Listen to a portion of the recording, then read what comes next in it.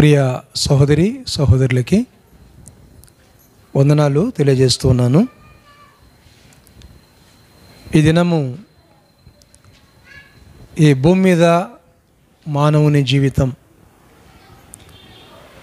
అన్న విషయాన్ని దేవుని వాక్యములో ధ్యానం చేద్దాం. ప్రియులరా, ఆదికాండం 3వ అధ్యాయము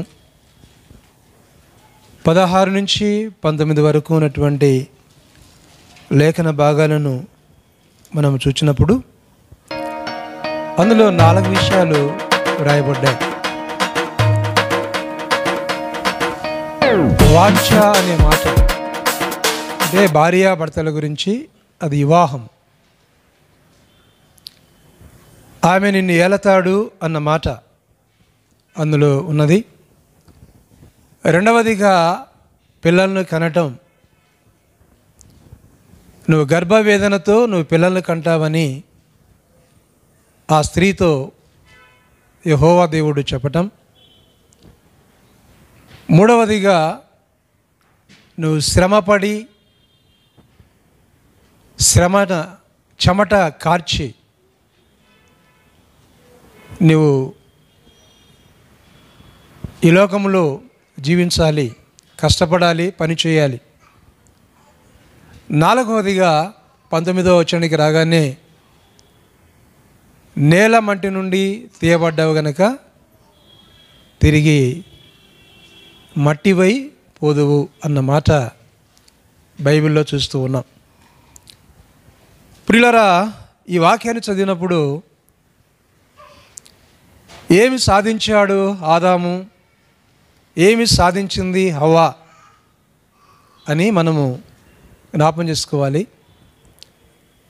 నేను పుట్టాను ఈ లోకంలో, ఆదాము యొక్క వంశంలో నేను ఏమి సాధించాను? కొంతమంది పుట్టుకతోనే ధనవంతులుగా ఉంటారు, కొంతమంది పుట్టిన తర్వాత ధనవంతులు అవుతారు, తర్వాత కొంతమంది చదువుల ద్వారా గొప్పవారైపోతారు, ఇంజనీర్స్గా, డాక్టర్స్గా, బిజినెస్ మ్యాన్లుగా, రాజకీయవేత్తలుగా ఇలా అవుతారు. అయితే ఏ ప్రొఫెషన్లో ఉన్నా దాంట్లో మనము సాధించింది ఏమిటి, దేవుడు మెచ్చుకునేది ఏమిటి అన్నది చాలా ప్రధానమైనది. భారతదేశంలో అంబానీ గురించి మాట్లాడుతూ వారి కుమారుడు ఒక 6 నెలలు సన్నగా అవుతాడు, 6 నెలలు లావు అవుతాడు. అంటే ఆ వ్యాధి అలాంటిది. కావలసినటువంటి ధనం ఉన్నది, ప్రియులరా ఆరోగ్యం సరిగా లేదు. సరే, ఒక్కొక్కరి జీవితంలో ఒక్కొక్క విధంగా మానవుడు జీవిస్తూ ఉన్నాడు. ప్రియులరా, ఆదాము ఏమి సాధించాడు? ఆదాము మానవ వంశాన్ని ఆయన పుట్టించాడు అని మాత్రం మనము ఎరుగుదము. ఆదాము జీవించిన సంవత్సరాలు ఏంటండి? 930. ఇక్కడ 5వ అధ్యాయంలో 5వ వచనంలో ఆదాము బ్రతికిన దినములన్నీ 930 ఏండ్లు. హవ్వ గురించి చెప్పలేదు. 930 ఏండ్లు. కానీ ఇప్పుడు 30 ఏండ్లు బ్రతికేవారు కూడా లేనటి పరిస్థితి భూమి మీద ఉన్నది. సహోదరి శ్రీలతమ్మ గారు 36 సంవత్సరాల్లో ఆమె యాత్ర ముగించింది. మా దగ్గర 4 లైఫ్ అని ఒక చిన్న మీటింగ్ ఉండే. రెవరెండ్ డిఎల్ దేవధనమే గారు, కొంతమంది డాక్టర్స్ అక్కడికి వచ్చారు. ఆ దినాన ఇక్కడ మీటింగ్ జరిగింది మా ఇంట్లో. నేను కంపేర్ చేసినప్పుడు దానమయ్య గారు ఆయన ఏప్రిల్ 19వ తారీఖున మరణించాడు. సహోదరి శ్రీలతమ్మ గారు ఏప్రిల్ 20న ప్రభువునందు నిద్రించింది. దానమయ్య గారు 80 ఏళ్ళ వయసు, సహోదరి 36 ఏళ్ళ వయసు. ఒకే చోట మేము కూర్చున్నాం. ప్రియులారా, మానవుని జీవితం ఎందుకు మనము బైబిల్ చదవాలి, ఎందుకు మనం మందిరానికి రావాలి అంటే పగ, ద్వేషము, అసూయ పెంచుకోవడానికి కాదు. ఉన్నటువంటి సహోదరుల మధ్య, కుటుంబాల్లో అక్క చెల్లెల మధ్య, అత్తామామల మధ్య, తల్లిదండ్రుల మధ్య ద్వేషాన్ని పెంచుకోవడానికి కాదు. అత్త కోడళ్ళ మధ్య ఇవన్నీ కూడా ద్వేషాన్ని పెంచుకోవడానికి కాదు. ప్రియులారా, ప్రేమ, ప్రభువు నమ్మేమంటే ప్రేమ. అన్న తమ్ముళ్ళు ప్రేమించుకోవడం, తల్లి తండ్రులు కుమారులు ప్రేమించుకోవడం, అత్త కోడళ్ళు ప్రేమించడం, కోడ అత్తలను ప్రేమించటం, ఇది నేర్చుకోవాలి మనం.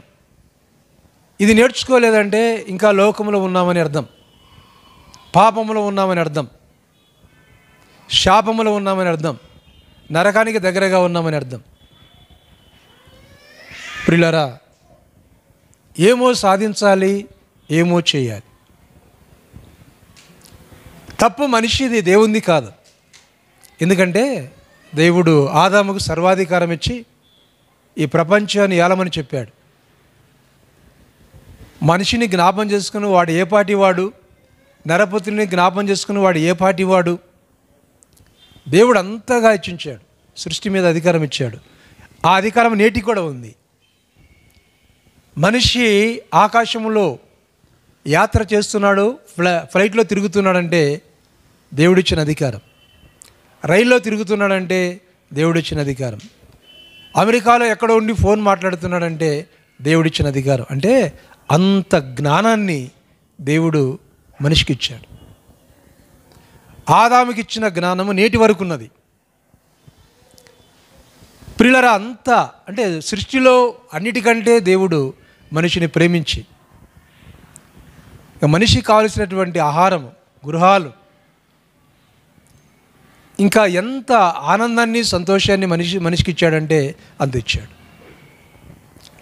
6వ అధ్యాయంలో ఒక బాధాకరమైన మాట ఉన్నది. ఇక్కడే 6వ అధ్యాయంలో బాధాకరమైన మాట. 6వ అధ్యాయం 6వ వచనములో, నరుల చెడుతనము భూమి మీద గొప్పదనియు వారి హృదయం యొక్క తలంపుల ఊహ అంతయు చెడ్డదని కేవలము యెహోవా చూచి తాను భూమి మీద నరులను చేసినందుకు యెహోవా సంతాప పడెను, నొచ్చుకున్నాడు.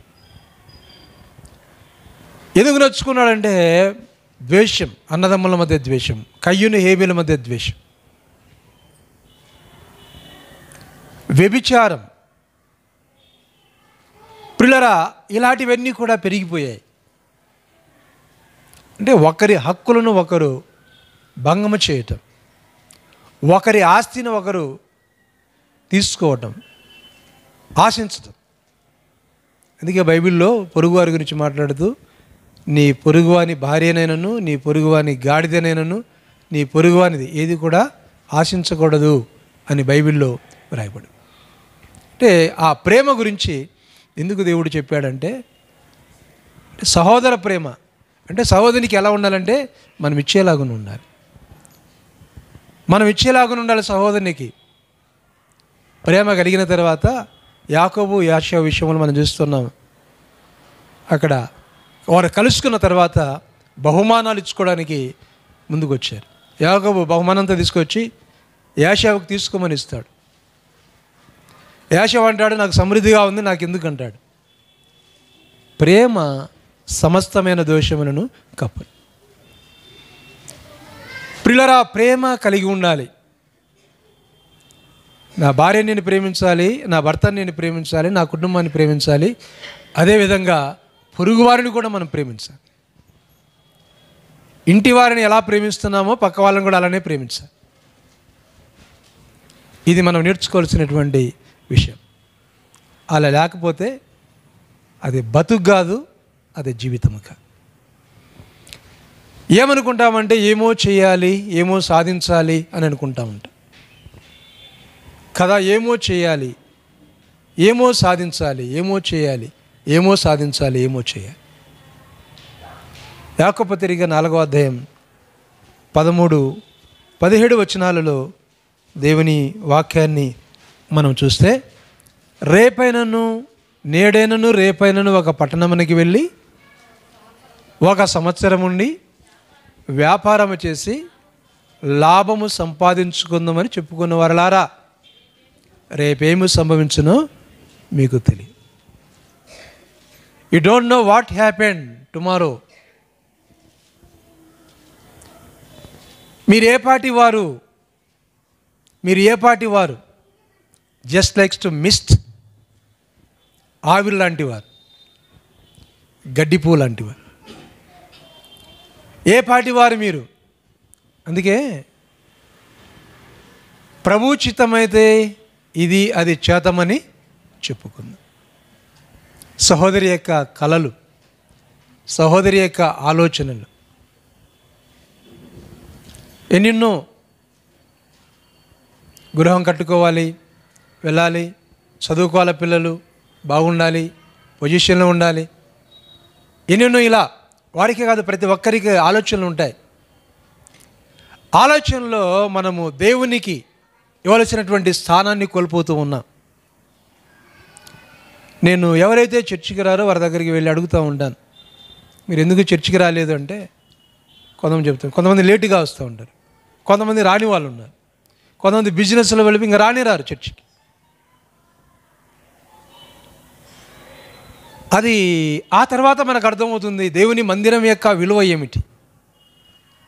ఆదివారం విలువ ఎంతో ప్రశస్తమైనది, దేవుని సమయం ఎంతో ప్రశస్తమైనది. నీ లాభము, నీ ధనము, నీ బలము గాలిలో ఎగిరిపోతుంది. ప్రియులారా, మన జాబు, మన చదువు ఇవన్నీ ఆ తర్వాత. వారంలో ఒక దినమైన ఉపవాసం ఉంటున్నామా? వారంలో శనివారం సిద్ధపడుతున్నామా? వారంలో ఆదివారం ప్రార్థనకి వెళ్తున్నామా? నేను ఎన్నో కుటుంబాలు చూశానండి. దేవునికి సమయం ఇవ్వకపోతే వారి జీవితాలు సైతాను దొంగలిస్తాడు, కొట్టేస్తాడు సైతానుడు. కొన్ని సందర్భాల్లో మనం అనుకుంటాం దేవుడు కాపాడలేడా అని. దేవుని చేతిలో ఉన్నప్పుడు దేవుడు కాపాడుతాడు. దేవుని చేతిలో నుండి దేవునికి సమయం ఇవ్వకపోతే ఆ సమయంలో సైతాను వచ్చేస్తాడు, మనల్ని కొట్టేస్తాడు. ఎప్పుడు నేను చెప్తా ఉంటాను, ఉదయం లేగానే ప్రార్థన చేసుకోండి. ప్రార్థన చేయండి, బయటికి రావద్దు. ఉదయం లేగానే ప్రార్థన చేసుకోండి.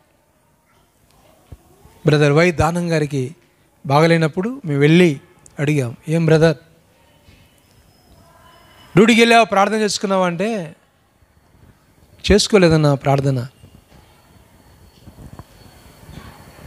చూడండి, చేసుకోలేదన్నా ప్రార్థన, జరిగిపోయింది నష్టం. ప్రియులారా, మన జీవితంలో ₹1,00,00,000 ఆ రోజు లాభం రానివ్వండి, ఏమైనా కానివ్వండి, తప్పనిసరి గవర్నమెంట్ వారు ఒత్తిడి ఏదన్నా ఉంటే తప్ప దేవునికి మనం సమయం ఇవ్వాలి. ఏ పాటిది మన జీవితం, ఏ పాటి వారిమి మనం.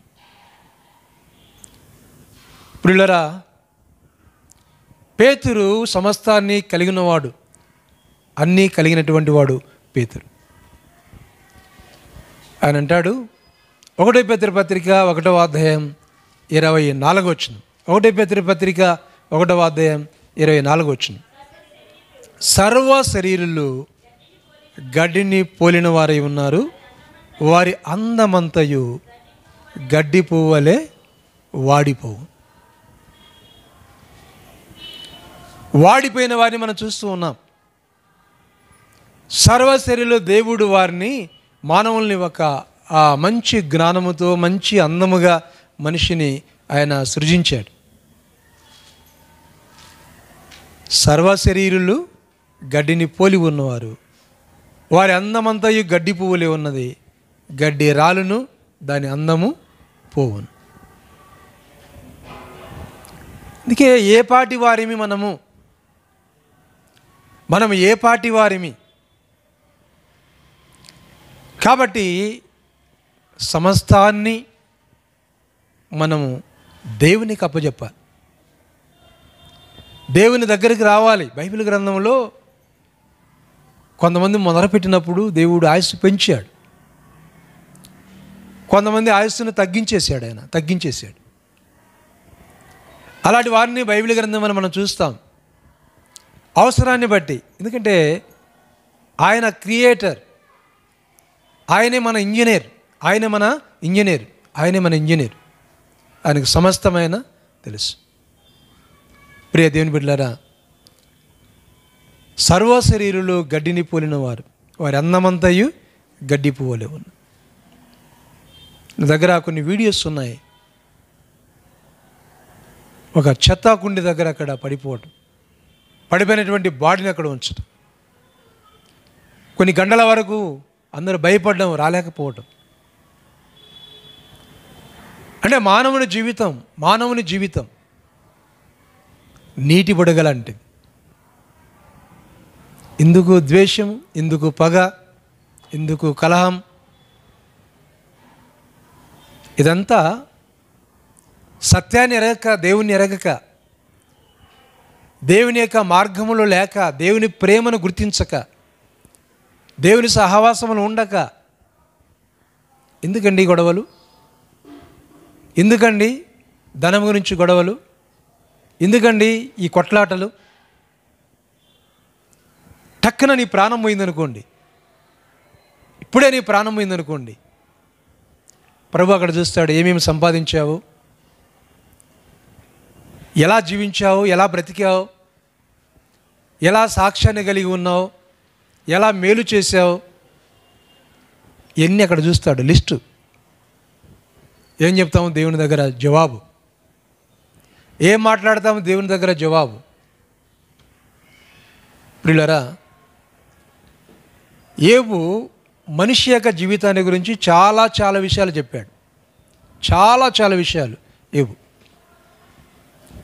యోబు గ్రంథం 5వ అధ్యాయం 7వ వచనం, మనిషి ఎందుకు పుట్టాడో అన్న విషయాల గురించి ఆయన మాట్లాడినటువంటి విధానాన్ని బైబిల్ గ్రంథంలో మనం చూద్దాం. 5వ అధ్యాయం 7వ వచనం, నిప్పు రవ్వలు పైకి ఎగిరినట్లు నరులు శ్రమానుభవమునకే పుట్టుచున్నారు. ఎందుకు పుడుతున్నారంట? శ్రమానుభవమునకే.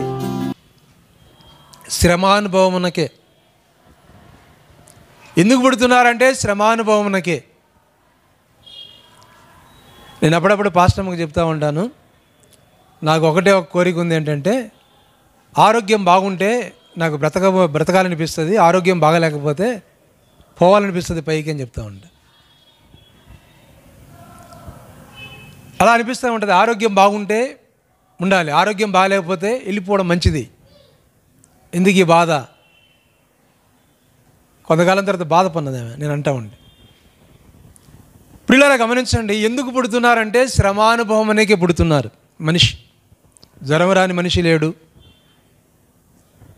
దగ్గుపడిచం లేని మనిషి లేడు,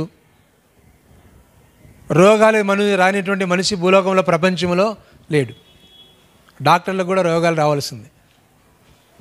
ఒకసారి యోహాన్ బ్రదర్ నాకు చెప్తా ఉండేనా, హార్ట్ సర్జరీ గొప్ప డాక్టర్ అన్న, చాలా మంచి డాక్టర్, యవనస్తుడు, బాగా ఆపరేషన్లు చేసేవాడు, సర్జరీలు చేసేవాడు. కానీ అతనే హాస్పిటల్లో కూలిపోయాడు, హార్ట్ అటాక్ వచ్చి. ఎవరి చేతిలో ఉన్నది? దేవుని చేతిలో ఉన్నది. నీ చేతిలో లేదు, నా చేతిలో లేదు. ఎందుకు చెప్తున్నానంటే బాగా బతకండి అని చెప్తున్నాను. నీతిగా బతకండి, నీతిగా బతుకుదాం. దుర్మార్గ పనులు మనకొద్దు, ద్వేషాలు మనకొద్దు. న్యాయంగా బతుకుదాం, ప్రేమిద్దాం, సహాయం చేద్దాం, ఉన్న దాంట్లో పంచుకుందాం, ఉన్న దాంట్లో సహకరించుకుందాం. ప్రియ దేవుని బిడ్డలారా, ఎందుకు పుడుతున్నారంటే శ్రమానుభవమునికే పుడుతున్నారు. ఇశ్రాయేలు ప్రజలను దేవుడు ఎంతగా ప్రేమించాడో, ఇశ్రాయేలు ప్రజలను దేవుడు చాలా ప్రేమించాడు, ఎంతగానో ప్రేమించాడు ఇశ్రాయేలు ప్రజలు. అయితే విషయం ఏమిటో తెలుసా? వారు దేవుని మీద తిరుగుబాటు చేసి, ఆదామును దేవుడు పుట్టించి భార్యనిచ్చి బిడ్డలనిచ్చి సంపదనిచ్చి ఆ తర్వాత అన్నాడు, నువ్వు చచ్చిపోవాలి ఒక దినాన్ని అన్నాడు. చావకుండా ఉండాలని దేవుడు అనుకున్నాడు, కానీ నువ్వు చచ్చిపోవాలి ఒక దినాన్ని అన్నాడు. 930 సంవత్సరాలు బతికినా, అందుకే ఆ లైఫ్ను కొద్దిగా పొడిగిచ్చాడు. ఆ తర్వాత సమయం వచ్చింది, పిలిచాడు, వెళ్ళిపోయాడు. మనము తినే తిండిని బట్టి, మనం కట్టుకునే బట్టలను బట్టి, మనం ధరించుకునే బంగారమును బట్టి మనం బ్రతకం. ప్రాణం పోతుంది, ఎప్పుడు పోతుందో నీకు తెలియదు, ఎప్పుడు పోతుందో నీకు తెలియదు. ప్రియులారా, మనము నిన్నటి వారమే. యోబు గ్రంథం 8వ అధ్యాయం 8వ వచనం. యోబు గ్రంథం 8వ అధ్యాయం 8వ వచనం. మనము నిన్నటి వారమే, మనకేమీ తెలియదు. మనము నిన్నటి వారమే ఏంటంటే, మనము నిన్నటి వారమే అంటే రేపటి గురించి మనకేమీ తెలియదు. అది సంగతి. ఎవరైనా మన ఇంట్లోకి వచ్చినప్పుడు ఏమన్నా కమిటీలు జరుగుతూ ఉంటాయి. లేడీస్ కానీ జెంట్స్ని కానీ కమిటీలు జరుగుతూ ఉంటాయి. వాళ్ళు ఎప్పుడెప్పుడో విషయాలు ఎత్తుతూ ఉంటారు. ద్వేషాల గురించి, అసూయల గురించి మాట్లాడుతూ ఉంటారు. ఎందుకు ఇవన్నీ? మనము నిన్నటి వారమే, మనకేమీ తెలియదు. భూమి మీద మన దినములు నీడవలే ఉన్నవి. ఎలా ఉన్నాయండి? నీడవలే ఉన్నాయి. డిఎల్ దేవదానం గారి అయ్యగారి యొక్క వయసు ఏంటి? శ్రీలతమ్మ గారి యొక్క వయసు ఏంటి? ఒక దినం, రెండవ దినం. 80 ఏళ్ళ వయసులో ఉన్నటువంటి వారు ఒక దినం, 30 ఏళ్ళు 35 ఏళ్ళలో ఉన్నటువంటి వారు మరొక దినం. ప్రియ దేవుని బిడ్డలారా, ఆ దినాన ఏం కట్టకపోయినారండి, ఏమి తీసుకుపోయినారండి అని అంటూ ఉంటాం. ఇప్పుడు ఆ రోజే, మళ్ళా రోజు మాత్రం కాదు. ఆ రోజు మాత్రమే అంటాం, మళ్ళా రోజు కాదు. ప్రియులారా, బైబిల్ సెలవిస్తూ ఉంది, ఏ పాటి వారిమి, మన జీవితం ఏ పాటిది. కరోనా టైంలో నాకు షాక్. సింగపూర్ అని, ఆ సింగపూర్లో బ్రదర్ దానియేల్ గారిని ఉండేవారు. మేము బాగా క్లోజ్గా ఉంటాం, నేను చాలా క్లోజ్గా ఉంటాం. ఎప్పుడైనా మన మీటింగ్కి 2 సార్లు వచ్చాడు. ఇంటికి కూడా వస్తూ ఉంటాడు, నన్ను పిలుస్తూ ఉంటాడు. వాళ్ళ భార్య విశ్వాసమ్మ చనిపోయింది. ఆమె కార్యక్రమాన్ని కూడా నన్ను పిలిచేవాడు. ఎయిర్ పరిసరలో పనిచేసేవాడు. వాళ్ళ పిల్లలు కూడా, వాళ్ళు కూడా పనిచేసేవారు. నేను ఒక్క నెల నుంచి ఫోన్ లేదు. నా చెప్పేవాడు, రిటైర్డ్ ఉంది, ఖచ్చితంగా పాస్టర్ గారు మీరు రావాలని. ఇంకా రిటైర్డ్ ఒక వారం ఉంది. ఎయిర్ పరిస్థితులు ఆయన రిటైర్డ్ ఒక వారం ఉంది. ప్రియులారా, ఫోన్ చేశాను నేను ఊరి దగ్గర నుంచి. వాళ్ళ అమ్మాయి ఎత్తింది, వాళ్ళ కూతురు. ఎప్పుడు వాళ్ళ కూతురు ఎత్తదు. ఎప్పుడైనా ఫోను ఆయన ఎత్తుతాడు కానీ వాళ్ళ కూతురు ఎత్తదు. అమ్మా బాగున్నారా డాడీ అంటే, డాడీ ఎక్కడున్నాడు అన్న. రిటైర్డ్ అయ్యేది ఒక వారం దినాలుంది. ఒకే ఒక రోజున జ్వరం వచ్చింది, కోల్డ్ అయింది. 3 రోజుల్లో ఒకటి వెళ్ళిపోయా. బీపీ లేదు, షుగర్ లేదు, ఏం లేదు ఆయనకి. ఆయన ఆశ ఉన్నది, చాలా ఉన్నది. రిటైర్డ్ అవుతాను, ఇంత డబ్బు వస్తుంది, ఆల్రెడీ సొంత ఇల్లు ఉన్నాయి. అంటే మనిషి యొక్క జీవితం నీడలాంటిది. మనిషి జీవితం ఏంటండి? నీడలాంటిది. బైబిల్ గ్రంథంలో తిమోథీయులకు రాసిన పత్రిక, 1 తిమోథీయులకు రాసిన పత్రిక 6వ అధ్యాయంలో కదా 7-8 వచనాల్లో మనం ఈ లోకానికి ఏమీ తేలేదు, ఈ లోకంలో నుంచి ఏమీ తీసుకొని పోలేము.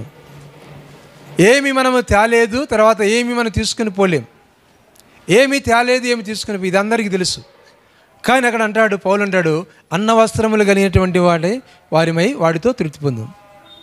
ప్రియులారా, భూమి మీద పుట్టిన తర్వాత ఏం అవసరమో అవి అవసరమే, కాదనలేదు. మనకు బట్టలు అవసరం, పుట్టిన తర్వాత నోటికి ఆహారం అవసరం, ఉండడానికి ఇల్లు అవసరం.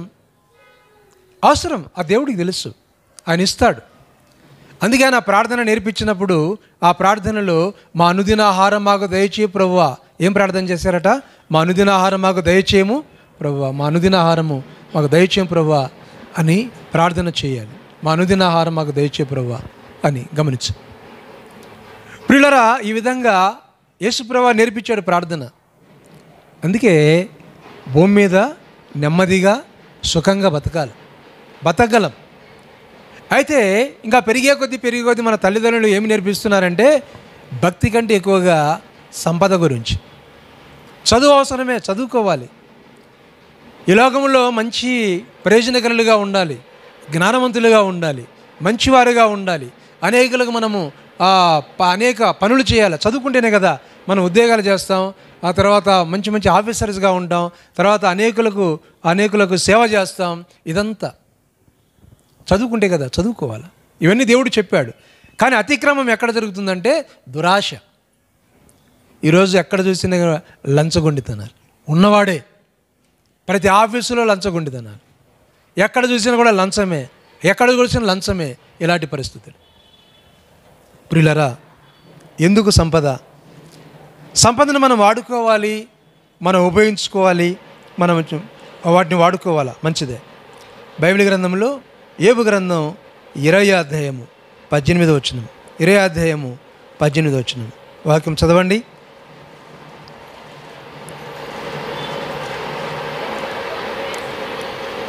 దేని కొరకు వారు ప్రయాసపడి సంపాదించి ఉండిరో దానిని వారు అనుభవింపక మరలా అప్పగించెదరు. ఈ విషయాన్ని జ్ఞాపకం పెట్టుకోవాలి. ఏమైతే దేని కొరకు వారు ప్రయాసపడి సంపాదించుచుండిరో దానిని వారు అనుభవించక మరలా అప్పగించెదరు. భూమి నుంచి తీయబడ్డా కాబట్టి ఆదాం భూమికి వెళ్ళిపోవాలి. నీ భార్య సంగతి తర్వాత, నీ కుమారుడి సంగతి తర్వాత, నీ ఆస్తి సంగతి తర్వాత, దేని కొరకు ప్రయాసపడ్డామో ప్రియులారా, దాన్ని ఏం చేయాలంట? అప్పగించి వెళ్ళిపోవాలి. ఏం చేయాలి? అప్పగించి వెళ్ళిపోవాలి. దురాశ దుఃఖమునకు మూలమని, ఈ దురాశ అన్నది మనిషిని ఎంతగా పతనం చేస్తూ ఉన్నదంటే, ఎంతగా పాడు చేస్తున్నదంటే అంతగా పాడు చేస్తుంది. ఇశ్రాయేలు ప్రజలు దేవుణ్ణి ఎరిగినవారు. ద్వితీయోపదేశకాండం 32వ అధ్యాయం 15వ వచనంలో ఆ యెషూరు నిన్ను మాట్లాడుతూ, నేను నిన్ను పుట్టించాను కానీ నీవు నన్ను మర్చిపోయావు. ఏమంటున్నాడండి? నేను నిన్ను పుట్టించాను, నీవు నన్ను మర్చిపోతున్నావు. దేవుని వాక్యం మర్చిపోతున్నావు, దేవుని మాటలు మర్చిపోతున్నావు, దేవుని సహవాసం మర్చిపోతున్నావు, దేవుడు మనకి ఏమైతే పని అప్పచెప్పాడో దాన్ని మర్చిపోతున్నావు. స్వార్థముతో మనిషి బ్రతుకుతున్నాడు, లంచగొండితో మనిషి బ్రతుకుతున్నాడు, దానికోసం మనిషి జీవిస్తూ ఉన్నాడు. వాటిని ఎప్పుడైతే విడనాడుతావో అప్పుడు నీకు రక్షణ ఉంది. యేసుప్రభువుని నమ్ముకొని పాపాలు ఒప్పుకొని మారుమనసు పొంది బ్యాప్టిజం పొందితే నాకు రక్షణ ఉన్నది అని అనుకుంటున్నావేమో. అది ఒకటి సరిపోదు. మెయిన్ అది ఒకటి సరిపోదు. క్రియలు మారాలి, జీవితం మారాలి, తిట్లు మారాలి, వ్యభిచారం మారాలి, తాగడం మానాలి, ద్వేష పగం ఉన్నది కదా అవి మానాలి, ద్వేష పగ ఉన్నాయి కదా అవి మానాలి. ఎప్పుడైతే అవి పోతాయో అప్పుడే నీకు రక్షణ. నేను యేసుప్రభువుని నమ్ముకున్నాను కాబట్టి నాకు రక్షణ ఉన్నది, పరలోకం నేను పోతాను అని అనుకుంటున్నావేమో. అది క్రమం. మానవుడు పుట్టుకతో పాపి అన్న భాగాలు మనం చూస్తున్నాం. అంటే ఆదాము యొక్క బాడీ, అది ఆదాము యొక్క నేచర్. అది బైబిల్ గ్రంథంలో ఏబు గ్రంథం 22వ అధ్యాయం 18 వచనం, తర్వాత కీర్తన గ్రంథం 25వ అధ్యాయం 7 వచనం బాల్య పాపంలో అంటాడు. అది నేచర్, అది నేచర్. ఆ నేచర్ పోవాలంటే ప్రభువుని నమ్ముకోవాలా, ఆయన రక్తం చేత కడగబడాలా, ప్రభువుని నమ్ముకోవాలి. నమ్ముకున్న తర్వాత ఎట్లా బతకాలో ధర్మశాస్త్రాన్ని దేవుడు ఇచ్చాడు. కొండ మీద ప్రసంగం దేవుడు ఇచ్చాడు, ఎట్లా బతకాలి, ఇట్లా బతకనరా అని చెప్పాడు ఆయన. ఆ ప్రకారం బ్రతకాల, మనం ఆ ప్రకారం జీవించాల. చిన్న చిన్న వాటికి కలబడుకోవడం, చిన్న చిన్న వాటికి కొట్లాడుకోవడం, కుటుంబాలు పాడైపోవడం ఎన్నో మనం చూస్తూ ఉన్నాం. ఏముండదు ఆడ, 100 రూపాయల కాడ, 1000 రూపాయల కాడ ఇలాంటివి మనం చూస్తూ ఉంటాం. పోతే పోనీ. ప్రియ దేవుని బిడ్డలారా, దేవుని యొక్క వాక్యాన్ని గమనించండి. ఒక ఆయన ఊరి దగ్గర ప్రభుని నమ్ముకొని నాతో స్నేహం చేశాడు. స్నేహం చేసి అన్న ఆటో తీసుకుంటాను, ఇది చాలా కాలం క్రితంలే, నాకు 5,000 కావాలన్నాను, ఇచ్చాను. ఆ తర్వాత మరలా ఒక 6 నెలలకి మారిపోయాడు, తాగుబోతు అయిపోయాడు. నేను మర్చిపోయాను, అడగలే. తాగినప్పుడు అప్పుడే ఆయన నాకు దగ్గరికి వచ్చి ఏం అడుగుతున్నావన్నా అని అనేవాడు. ఏంది నాయన నువ్వు నాకు ఇచ్చినట్టుగా మాట్లాడుతూ ఉన్నావు అని అనేవాడిని. ఆ డబ్బు ఏముంది, అతని జీవితం పోయింది. డబ్బు వస్తాయి, 5,000 ముఖ్యం కాదు ప్రియులారా. ఆ లైఫ్ పోయింది కదా, అందుకోసం మనం ప్రార్థన చేయాలా, దానికోసం మనం ప్రార్థన చేయాలి. ప్రియ దేవుని బిడ్డలారా, వాక్యాన్ని గమనించు. బైబిల్లో 3 వ్యక్తులు ఉన్నారు, దేవునితో సహవాసం, యెహోవా దేవుని గురించి తెలుసు. వాళ్ళు ఒక గ్రూపుగా ఉన్నారు, ప్రవక్తల దగ్గర ఉన్నారు. 2 రాజుల గ్రంథం 5వ అధ్యాయం 22వ వచనంలో 2 మనుగుల వెండి 2 దుస్తులను ఆశించి ఒక వ్యక్తి తన ఆత్మీయ జీవితాన్ని పోగొట్టుకున్నాడు. ఆశ చాలా చెడ్డది. ఎవరండి? గేహాజీ. ఏం తెచ్చుకున్నాడు? కుష్ఠరోగాన్ని తెచ్చుకున్నాడు. దేవుని ఎరిగిన వాడు 10 మందికి పెట్టాలి, దానం ధర్మం చేయాలి. ఎందుకు? దేవుడు చెప్పాడని కాదు, అది మంచిది తోటివాడిని ప్రేమించటం అంటే. అయితే ఏం ఆశించాడండి? 2 మనుగుల బంగారు 2 దుస్తులు ఆశించి దేవుని సన్నిధానికి దూరం అయిపోయాడు. రెండవదిగా యెహోషువ గ్రంథం 7వ అధ్యాయంలో 1వ వచనంలో తర్వాత 10 ఆ భాగాల్లో మనం చూస్తాం. ఒక వ్యక్తి ఆకాను, అతడు ఇశ్రాయేలు ప్రజడు, యెహోషువతో ఉన్నాడు. యెహోషువతో ఉన్నటువంటి వ్యక్తి చూడండి, ఆ వ్యక్తి ఏం చేశాడండి? అక్కడ శపితమైన దాన్ని ఆశించి తీసుకున్నాడు. అయ్యా ముట్టొద్దురా నాయన అదంటే అది ముట్టాడు.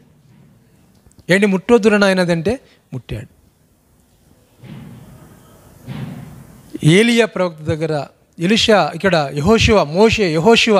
చూడండి, యెహోషువతో ఉన్నటువంటి వాడు ఎంత ఆశీర్వాదకరముగా, ఎంత అంటే దానికి కొంతమందికి ప్రపంచం లేస్తే డబ్బే కనపడుతుంది. డబ్బును పూజ చేసేవారు ఉన్నారు, లేచిన లేడం డబ్బు చూసుకుంటూ ఉంటారు. ఈరోజు ఎంత సంపాదించాలా, ఎంత ఆదాయం వచ్చింది అని డబ్బు చూసుకుంటూ ఉంటారు. మన పిల్లల పెళ్ళిళ్ళు కావాలి, దేవుడికి తెలుసు. కష్టపడదాం, ప్రభు ఇస్తాడు. కానీ అదే గురి కాదు, అదే గోలు కాదు, అదే బతుకు కాదు, ఆ డబ్బే బతుకు కాదు. ఆ డబ్బు కోసం చర్చలకు మానుకుంటున్నాం, ఆ డబ్బు కోసం కుటుంబ ప్రార్థనలకు మానుకుంటున్నాం, ఆ డబ్బు కోసము కుటుంబాల మధ్య ఐక్యత జరగటం లేదు. లాస్ట్కు చచ్చిపోతున్నాం, నరకానికి వెళ్ళిపోతున్నాం. ప్రియ దేవుని బిడ్డలారా, వాక్యాన్ని గమనించు. ఆకాను ఏమయ్యాడు? ఇంకా యూదా ఇస్కరియోతు 3వ వాడు కొత్త నిబంధన గ్రంథంలో మత్తయి సువార్త 26వ అధ్యాయం 14-15 వచనాల్లో అతడు 30 వెండి నాణెములకు డబ్బును ఆశించి యేసు ప్రభువుని అమ్మటానికి ఒప్పందం చేసుకునేటువంటి భాగాన్ని బైబిల్ గ్రంథంలో మనం చూస్తున్నాం. ఎంత బాధకరమో ఆ విషయాన్ని మనం జ్ఞాపం చేసుకున్నప్పుడు ఎంత బాధకరమో, ఎంత దుఃఖకరం. ప్రేమను పంచుదాం, ప్రేమను పంచుదాం. దేవుడిచ్చిన ఆయుస్సును మనం ఎంతకాలం బ్రతికినాం అన్నది ముఖ్యం కాదు. 20 ఏళ్ళు బ్రతికామా, 50 ఏళ్ళు బ్రతికామా అన్నది ముఖ్యం కాదు. అక్కడైతే మోషే ఏమన్నాడు? మన బ్రతుకు 90 ఏళ్ళు ఏమన్నాడండి అక్కడ? 70 సంవత్సరములు, అదిగా బలమున్న ఎడల 80 సంవత్సరములు అయినను వాటి వైభవము ఆయాసమే దుఃఖమే. ఎక్కడ ఉండాలి మన బతుకంటే పరలోకములో. పరలోకమున మన జీవం ఉన్నది, పరలోకమున మన బ్రతుకున్నది. ప్రియా దేవుని బిడ్డలారా గమనించాం. మేము చదువుకునేటువంటి దినాల్లో ఒక టీచర్ ఉండేవాడు, తెలుగు పండిట్. ఆయన చదువు కూడా చెప్పని సరిగా రాదు ఆయనకి, ఉద్యోగం ఎట్లా వచ్చిందో తెలియదు. స్కూలుకు వచ్చే ముందుగా అన్ని పనులు చేస్తాడు, పేడగాలు తీస్తాడు, బర్రెలకు పోతాడు, అన్నీ చేస్తాడు. తర్వాత స్కూల్కి వస్తాడు, ఆడ కూడా సరిగ్గా చదువు చెప్పడు. పిల్లరా రిటైర్డ్ అయ్యాడు, ఈ మధ్య రిటైర్డ్ అయ్యాడు. రిటైర్డ్ అయ్యేసరికి కొన్ని కోట్ల రూపాయలు ఆయన సంపాదించాడు, వడ్డీల మీద సంపాదించాడు. ఒక్క కొడుకున్నాడు, ఒక కూతురు ఉన్నది. కూతురికి పెళ్లి చేశాడు. కొంతకాలం తర్వాత భర్త చచ్చిపోయాడు. కొడుకు పెళ్లి చేశాడు. పిల్లరా పిల్లలు లేరని వారు హాస్పిటల్ చూపించుకుంటా ఉన్నారు. నా డబ్బు ఖర్చు అవుతుందని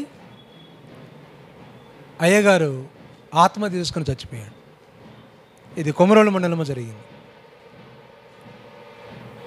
టీచర్గా ఉన్నావు, నీ భార్య కంటే, నీ కొడుకు కంటే, నీ కోడల కంటే నీకు డబ్బు ముఖ్యమా? సూసైడ్ చేసుకొని మందు తెచ్చుకొని తాగి చచ్చిపోయాడు. వెర్రి వాళ్ళు, ఇలాంటి వారు వెర్రి వాళ్ళు. కానీ యేసుప్రభువారు మరణించాడు, యేసుప్రభువారు జీవించాడు, యేసుప్రభువారు మరణించాడు. యేసుప్రభువారి జీవన విధానము, యేసుప్రభువారి యొక్క మరణము మనకు ఎలా ఉన్నదండి? సువాసన.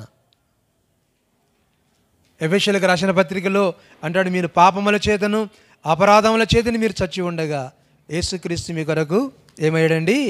ఆయన మరణించాడు. మనల్ని ఎలా చేయాలండి? మనం సువాసనగా ఆయన చేయాలని యేసుప్రభువారు మన కొరకు మరణించినట్టుగా దేవుని వాక్యములో ఎఫెసీయులకు రాసిన పత్రిక 5వ అధ్యాయములో క్రీస్తు మిమ్మును ప్రేమించి పరిమళ వాసనగా ఉన్నటకు మన కొరకు తను తాను దేవునికి అర్పణముగాను బలిగాను అర్పించుకున్నాను. అలాగుననే మీరు ప్రేమ కలిగి నడుచుకునుడే అన్నాడు. దేవునికి స్తోత్రం, హల్లెలూయా. ప్రేమ చూపించేమన్నాడండి? సువాసన అంటే ఏంటి? ప్రేమ. కనుక ఏమనంటే మీరు ప్రేమ కలిగి నడుచుకున్నాడు. ఎందుకనైనా నీ డబ్బు ఆత్మహత్య చేసుకోవడానికా? నీ భార్య కంటే, నీ కొడుకు కంటే, నీ బంధువుల కంటే నీ డబ్బు ముఖ్యమా? సచ్చావు, సూసైడ్ చేసి నరకానికి వెళ్ళిపోయా. ప్రియా దేవుని బిడ్డలారా, ఏదేమైనా హవ్వ ఆదాము జీవితాన్ని చూసినప్పుడు వారి కుటుంబంలో ఒక గొప్ప వ్యక్తి ఉన్నాడు. ఆ వ్యక్తే ఎనోషు. బైబిల్ గ్రంథంలో మనము బైబిల్ గ్రంథాన్ని చూసినట్లయితే అక్కడ నుండి చూడండి, ప్రార్థన అన్నది ప్రారంభమైనటువంటి విధానాన్ని 4వ అధ్యాయంలో, ఆదికాండం 4వ అధ్యాయంలో, మరి షేతును కూడా ఆ కుమారుడు పుట్టెను, సేతు అను కుమారుడు పుట్టెను, అతనికి ఏనోషును పేరు పెట్టబడెను. అప్పుడు యెహోవా నామమున ప్రార్థన చేయుట ఆరంభమాయెను. అంటే అంతకుముందు ఏమున్నది? లేదు. ఆ తర్వాత ఆరంభమాయెను అన్న మాట బైబిల్లో చూస్తున్నాం. కాబట్టి ప్రియా సోదరి సోదరులారా, ప్రేమ కలిగి ఉందాం, సంఘంలో ప్రేమ కలిగి ఉందాం, సమాజంలో ప్రేమ కలిగి ఉందాం, కుటుంబంలో ప్రేమ కలిగి ఉందాం, ప్రేమ కలిగి నడుచుకుందాం జీవించేంత వరకు. అందుకే నేడైనను రేపైనను అన్నాడు కదా. ఆ కింద 17వ వచనంలో అంటాడు, మేలు ఏదైనా చేయనరిగి ఆ మేలును చేయండి అంటాడు. ఏం చేయాలండి? మేలును చేయండి. ప్రార్థన చేసుకుందాం. అందరూ మోకరించండి, కళ్ళు మూసుకొనండి, ప్రార్థన చేసుకుందాం. ప్రియా దేవుని బిడ్డలారా, దేవుని వాక్యాన్ని మనం విన్నాం. దేనికోసం మనం ఎంపలాడుతూ ఉన్నాం, దేనికోసం మనం జీవిస్తూ ఉన్నాం, దేనికోసం మనము ప్రయాసపడుతూ ఉన్నాం. ఒకసారి జ్ఞాపం చేసుకుందాం. ప్రభువా, వాక్యాన్ని వింటూనే ఉన్నాం, టీవీలో వింటూ ఉన్నాం, గృహాల్లో వింటూ ఉన్నాం, వాక్యాన్ని చదువుతూ ఉన్నాం. కానీ దాన్ని బట్టి మేము ప్రవర్తించం, ఆ ప్రకారం మేము జీవించం. అయితే నీ వాక్యం సెలవిస్తుంది, నరుని ఆయుస్సు అది నీటి బుడగలాంటిదని చూస్తున్నాం, ఆవిరి లాంటిదని చూస్తున్నాం. ప్రియ సహోదరుడా, సహోదరి, జ్ఞాపం చేసుకుందాం. మన సంఘంలో కూడా కొంతమంది లోకం నుంచి వెళ్ళిపోయారు. ఓసారి వారిని జ్ఞాపం చేసుకుందాం. వారు ఏమి తీసుకుని పోయారు, ఏమి పట్టుకుని పోయారు, ఏమి వారితో పోయినది. మనం వెళ్ళేటప్పుడు మనతో వచ్చే మన నీతి క్రియలు ప్రభు రక్తము చేత కడగబడాలి. నీతిమంతులుగా మనం జీవించాలి. ప్రేమ కలిగి మనం నడుచుకోవాలి. అందుకోసమే దేవుడు ఉంచాడు. ఆయన అప్పచెప్పినటువంటి పని భూమి మీద నమ్మకముగా చేయాలి. దేవానికి స్తోత్రాలు ప్రభు. జ్ఞాపం చేసుకుందాం. ఇంకా రక్షణ జీవితంలో దేవుని ప్రేమ కలిగి ఎవరైనా జీవించకపోతే జ్ఞాపం చేసుకున్నాం. ప్రభువా, దేవాన తండ్రి, అయ్యా మీకు స్తోత్రాలు, వందనాలు చెల్లిస్తాం. ప్రేమ కలిగి దేవుని సహవాసాన్ని కలిగినైనా అయ్యా భూమి మీద ఉన్నంతకాలమునైనా నీకు ఇష్టముగా జీవించే కృప మాకు దయచేయమని, మా యాత్ర చక్కగా ఉన్నట్టు కృప చూపించమని ప్రాధేయపడుతూ వాక్యానుసారమైన జీవితాన్ని ప్రభువా మాకు దయచేసి బలపరచమని యేసు నామమున ప్రార్థించి స్తుతించి వేడుకొనుచున్నాము తండ్రి. ఆమేన్. దేవునికి స్తోత్రం. దేవుడి